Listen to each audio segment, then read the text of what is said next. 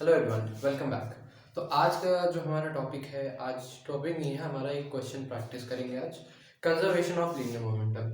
So in the last video we have discuss about conservation of linear momentum, what is its criteria and what is the statement of it, what do you mean by conservation, can we prove it or not, okay, what are its various application you might have read in your textbook. Now it is the time to practice some questions because numericals are important. So आज के video में मैं कुछ दो numericals लेके आया हूँ, बाकी कुछ जनरल क्वेश्चंस हैं, क्योंकि जो पैटर्न है इस वाले टॉपिक का, वो पैटर्न काफ़ी सिंपल है। इस पे आपको डेरिवेशन आ सकता है, ठीक है, डेरिवेशन आप कर सकते हो, that's well and good.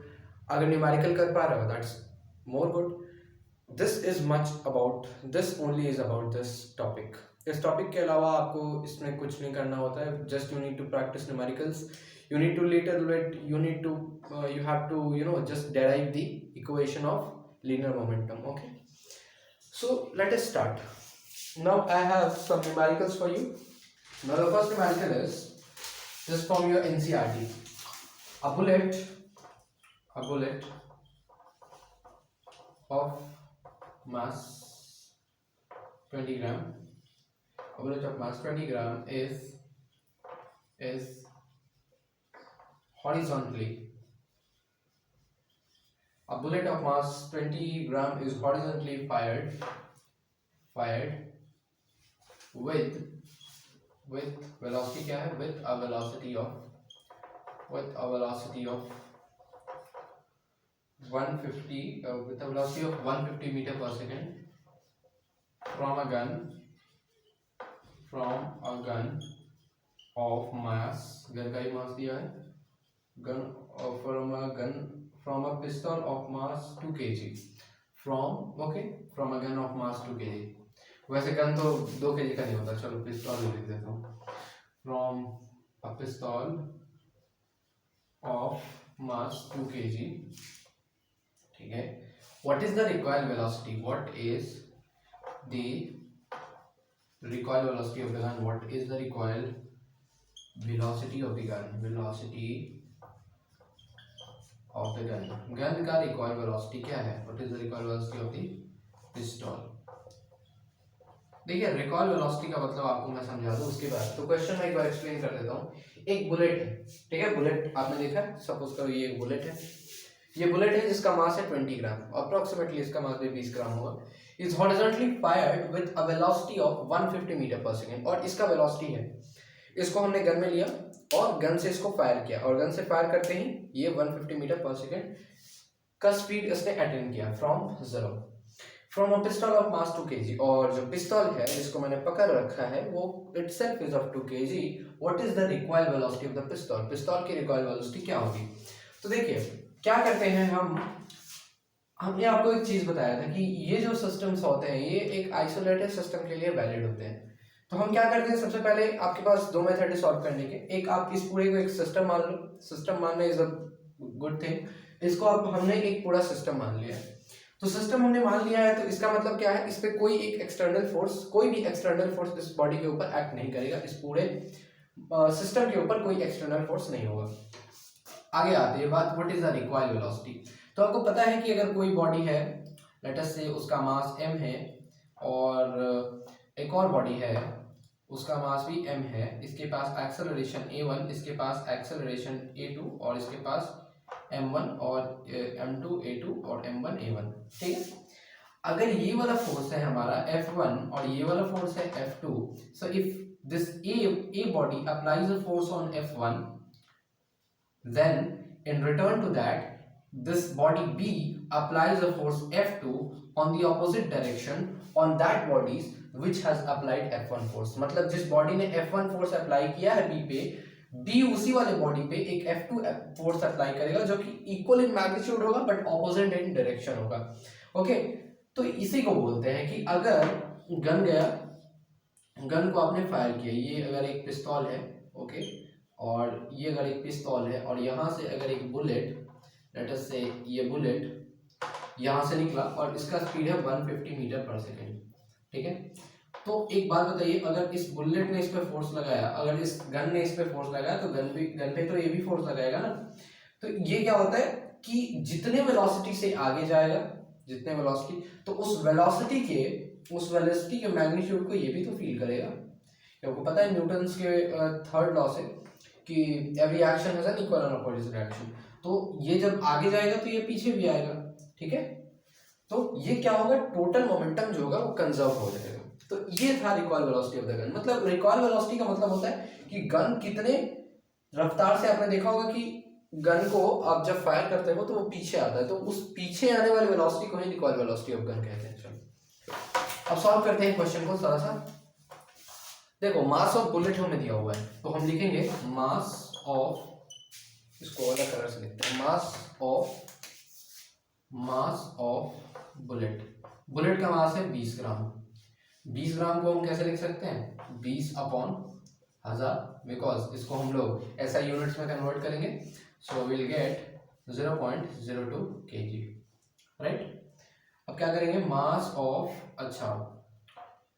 Bullet and mass of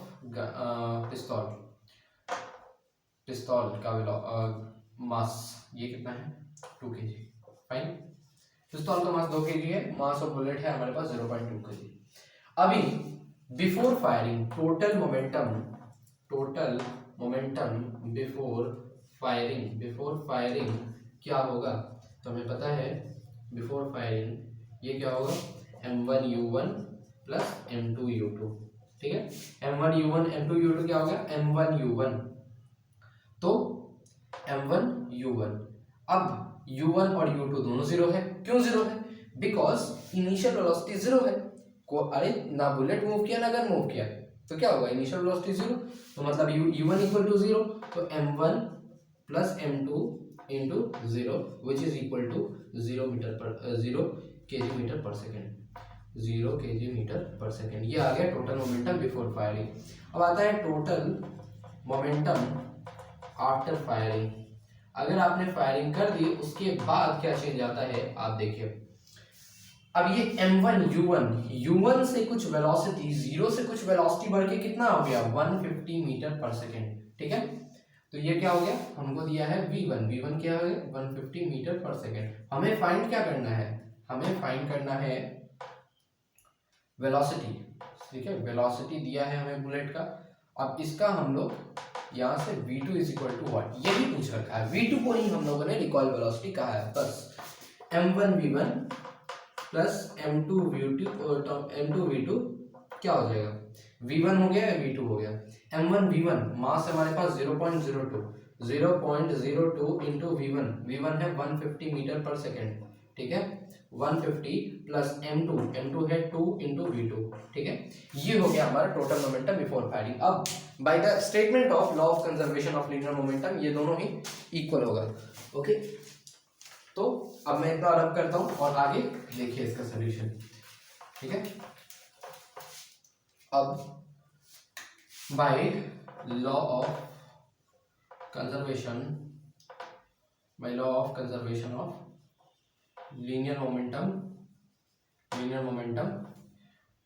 total momentum before is equal to total momentum after, ठीक है।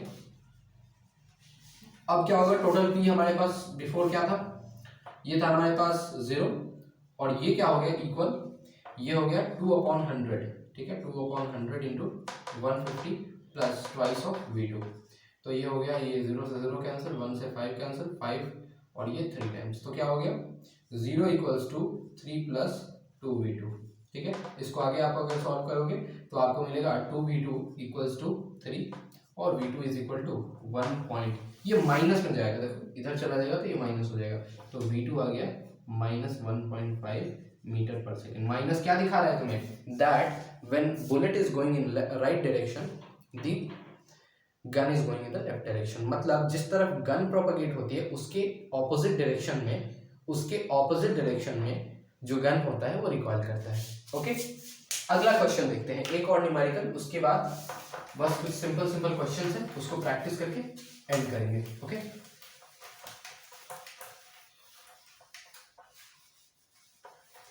चलो एक क्वेश्चन हो गया and okay we have spent 10 minutes on this, my God.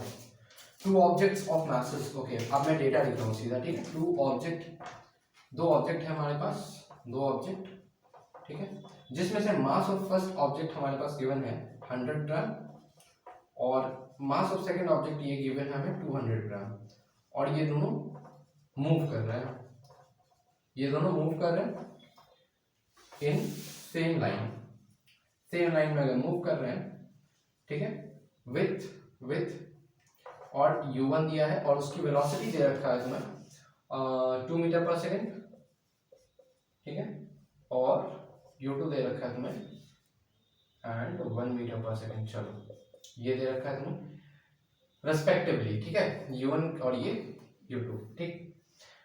They collide करने के बाद और उसके बाद u1 v1 में बदला, v1 की वेलोसिटी आ गई 1.67। Determine the velocity of second, तो v2 की वेलोसिटी क्या होगी? वेरी सिंपल, चलिए बनाते हैं। तो टोटल p बिफोर कॉलिजन की वैल्यू क्या होगी? m1 u1 plus m2 u2, m1 u1 plus m2 u2, ठीक है। m1 u1 क्या है? m1 है हमारे पास 100 ग्राम, 100 ग्राम को अगर आप केजी में कन्वर्ट करोगे जीरो, ये आएगा 0.1 kg, 0.1 kg into yes 0.1 kg plus m2 u2, m2 is what? 0.2 v2, so this is अच्छा ये 2 इंटू इसके साथ और ये 0.2 इंटू 1, तो ये होगा 0.2 plus 0.2 equals to 0.4 kg metre per second, ठीक है।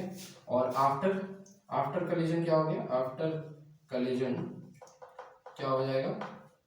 m1 v1 plus m2 v2, m1 v1 क्या है? m1 v1, so m1 is 0.1 into 1.67 into m1 v1, so and next is m2 v2, m2 क्या है हमारे पास? 0.2, v2 फाइंड करना है, बस खत्म ये।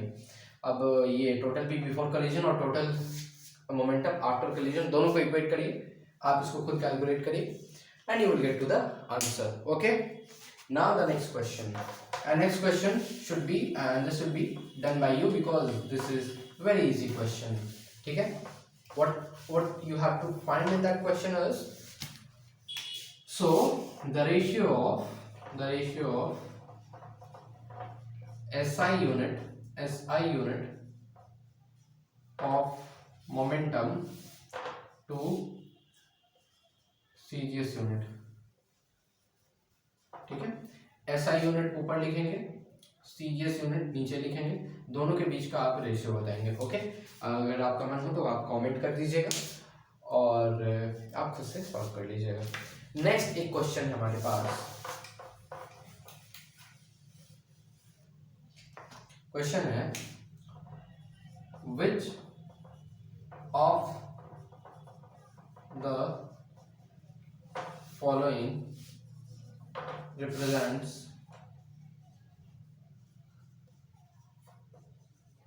the correct relation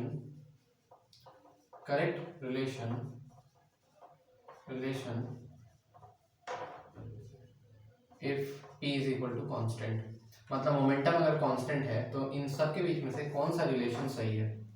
ये रिलेशन, इसको मैं ए नाम दे देता हूँ, ये बी है, ठीक है, और ये कुछ इस तरीके से, ठीक है, और ये बी हो गया और ये सी हो गया। ओके, और इस तरफ आपका जो है इस तरफ m है और इस तरफ b है, राइट, एंड अगेन इस तरफ m है, इस तरफ आपका b है, इस तरफ फिर से आपका m है, और ये मैंने थोड़ा ज़्यादा बना दिया, ठीक है, इसको माइंड मत करिएगा बिकॉज मैंने क्वाड्रेंट को एक्सिट किया था, तो b हो गया, और ये कुछ इस तरीके से है। तो बताइए कौन सा रिलेशन सही होगा? हर जगह अगर यहाँ पे p is equal to constant रखना है, कौन सा ग्राफ सही होगा? अगर p को कांस्टेंट रखना है तो अगर दोनों को कांस्टेंट रखना है, ठीक। खुद आप चेक कर सकते हैं, अगर यहाँ की वैल्यू 1 है, यहाँ की वैल्यू 1 है तो मोमेंटम 1 आएगा, अगर यहाँ 2 है, यहाँ 2 है तो यहाँ 4 आएगा। अब क्या 4 आ सकता है? कब आ सकता है? जब एक को बढ़ाओ एक को घटाओ। तो मोमेंटम को कांस्टेंट रहने के लिए वेलोसिटी को और मास को, दोनों को आपस में इंटरचेंज होना पड़ता है, दोनों को आपस में इंटरचेंज होना होता है, तभी जा करके आपका जो मोमेंटम होता है वो कांस्टेंट होता है, ठीक है। और वेलोसिटी और मास के बीच का सबसे अच्छा रिलेशन क्या है कि अगर आप वेलोसिटी और मास को डिवाइड करेंगे तो आपको मोमेंटम मिलेगा।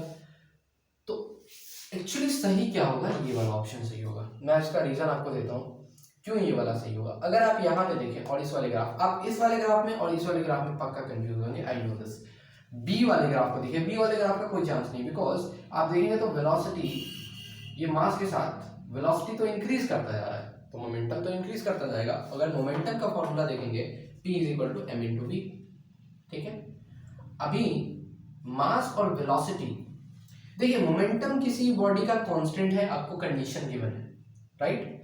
मास भी हमें पता है कि ये कांस्टेंट है, पर यहां पर हमने मास को बोला है कि हम मास नहीं जानते, ठीक है, लेकिन हमें मोमेंटम को कांस्टेंट रखना है। तो हम क्या चीज कर सकते हैं, या तो मास बढ़ जाए और वेलोसिटी कम हो जाए तब मोमेंटम कांस्टेंट है, या फिर वेलोसिटी बढ़ जाए या मास कम हो जाए तब मोमेंटम कांस्टेंट है। कैसे? एग्जांपल देखिए, P हो गया आपके पास, लेट अस से मोमेंटम की वैल्यू आ रही है 4 kg metre per second, 4 units, ठीक है, 4 यूनिट्स इसकी वैल्यू आ रही है। अगर मास को मैं 4 रख दूं और वेलोसिटी को मैं 1 मीटर पर सेकेंड रख दूं तब इसकी वैल्यू 4 है। लेकिन मैं अगर आपको बोलूं कि मोमेंटम का जो वैल्यू है वो चेंज नहीं होना चाहिए, मास और वेलोसिटी भले ही चेंज हो जाए, तो क्या ये पॉसिबल है? बिल्कुल पॉसिबल है। मैंने यहाँ पे मास रखा था 4, वेलोसिटी रखा था 1। क्या मैं 4 को ऐसे भी तो लिख सकता था, अगर बॉडी की वेलोसिटी 1 होती और बॉडी का अगर मास 1 होता और बॉडी का velocity is 4, then it will be also equal to 4। तो क्या रिलेशन है कि मोमेंटम को कांस्टेंट अगर रखना है तो मास और वेलोसिटी को आपस में इंटरचेंज होना पड़ेगा, राइट।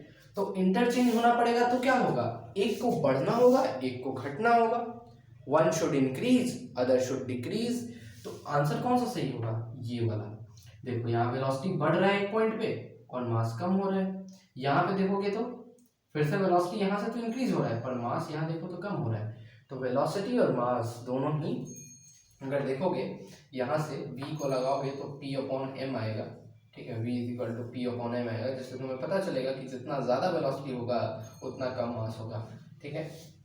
तो यही पता चल रहा है तुमको कि वेलोसिटी और मास आपस में चेंज होकर के, दोनों आपस में चेंज होकर के मोमेंटम को कांस्टेंट रख सकते हैं, ठीक है। तो ये एक क्वेश्चन था जो जनरली मुझे कराना था। अभी ये भी क्वेश्चन हो गया है, अभी एक और क्वेश्चन मैं करा देता हूँ।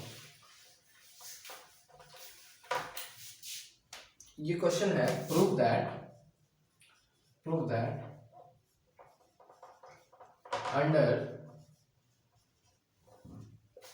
when momentum of a body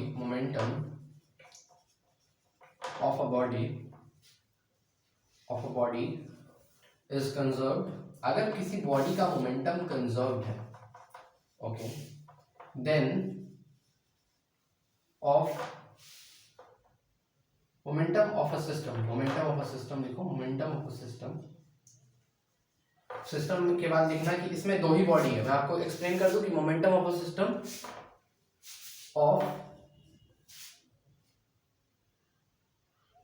of two bodies, दो बॉडीज का सिस्टम है वो, okay. when momentum of two bodies is conserved, then the bodies are action reaction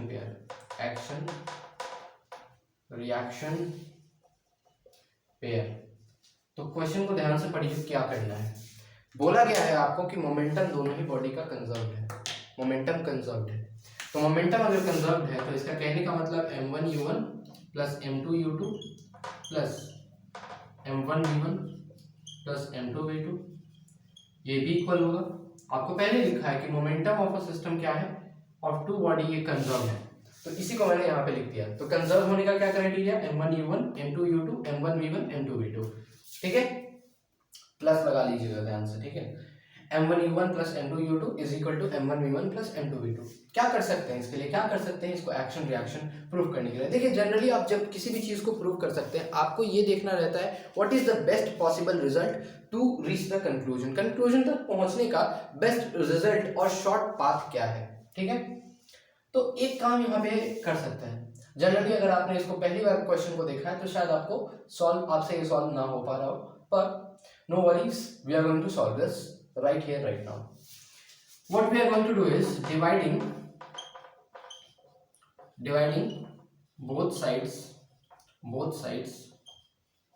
by t, time से हम लोग दोनों साइड डिवाइड कर देते हैं, ठीक है। m1u1 plus m2u2 divided by time equals to m1v1 plus m2v2 divided by time. देखिए जब भी आपको इक्वेशन में कुछ ऐड या सब्ट्रैक्ट करना हो तो आप दोनों तरफ ऐड सब्ट्रैक्ट करिए, ठीक है, और दोनों तरफ मल्टीप्लाई डिवाइड करिए। अगर आपको एक ही साइड कुछ करना है तो अगर आप जिस चीज से डिवाइड करते हो उस साइड से मल्टीप्लाई भी कर दो, ठीक है। तो इस तरीके से क्या होता है, इक्वेशन चेंज नहीं हुआ। देखो यहां से मैं टी और टी कैंसिल कर दूंगा, फिर वही इक्वेशन हमारे पास आ जाएगा, ठीक है, लेकिन हमने कुछ कंक्लूजन तक पहुंचने के लिए ये किया है। अभी देखो इसको मैं आगे सॉल्व करूंगा, m1u1 प्लस m2u2, थोड़ा फास्ट करते हैं, t माइनस m1, इसको पूरा ले लो, m1v1 plus m2v2 by t, bracket को हटाओगे, m1u1 plus m2u2 minus m1v1 minus m2v2 whole divided by time, right. इस वाले को ऊपर सॉल्व करेंगे, ठीक है। क्वेश्चन को मैं रब कर रहा हूं, चलो नेक्स्ट हमारा ये वाला स्टेप है।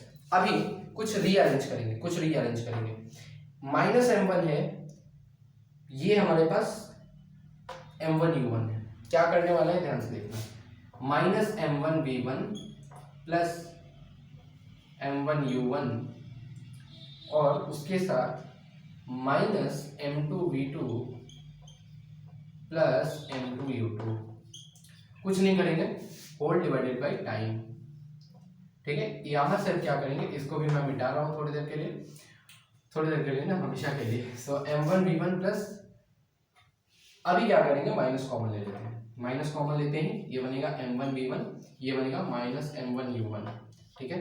फिर यहां से माइनस कॉमन लेंगे, बनेगा m2u2 माइनस m2v2, सॉरी, ये बन गया माइनस m2u2। अभी इन दोनों को मैंने t से कुछ इस तरीके से लिख दिया, देखो सेम ही तो है, दोनों इक्वेशन में कुछ चेंज नहीं किया, बस सेम क्या किया, बस इसको अरेंज कर लिया मैंने, ठीक है। नेक्स्ट स्टेप देखिए, नेक्स्ट स्टेप में मैं क्या करने वाला हूं, m1v1 माइनस m1u1, देखिए change in velocity upon time क्या होता है, फोर्स, तो इस फोर्स को हम नाम देंगे माइनस ऑफ F1, समझ आ गया, और ये होगा माइनस ऑफ, ये ध्यान से देखना, माइनस है इधर m2u2, समझ आ रहा है। तो change in velocity upon time, इसको हमने क्या बोल दिया, फोर्स F2, इसको हमने बोल दिया F2, ठीक है।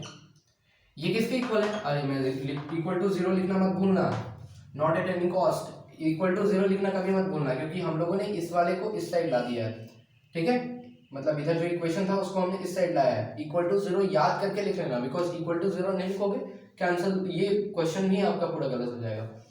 तो देखो हो गया प्रूफ, अब तो प्रूफ हो ही गया है, माइनस F1, ठीक है। अब दो ऑप्शन है तुम्हारे पास, दो ऑप्शन है, दोनों में से कोई एक तो ऑपोजिट होगा, मतलब मान के चलो अगर F1 फोर्स लगा रहा है तो F2 इस डायरेक्शन में फोर्स लगाएगा, तो आपके पास क्या करो, F1 को उस साइड भेज दो, F2 को इस साइड रख दो, तो minus of F2 equals to minus of F1, अच्छे से arrange, sorry positive of F1, और अगर अच्छे से अरेंज करना चाहते हो तो F1 equals to minus F2, तो ये प्रूफ हो गया, hence the bodies are action and reaction pair.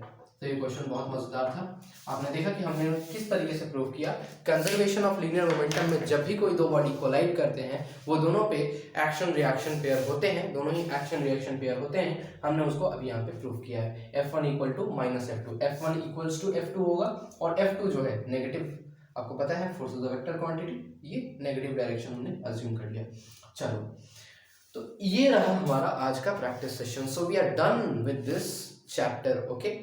And if there is only one possible practice session, then I will give that also, okay, but I don't think you require that because already I have provided you sheets. Now you can go to the tracker which I have provided in the link, that spreadsheet link, okay.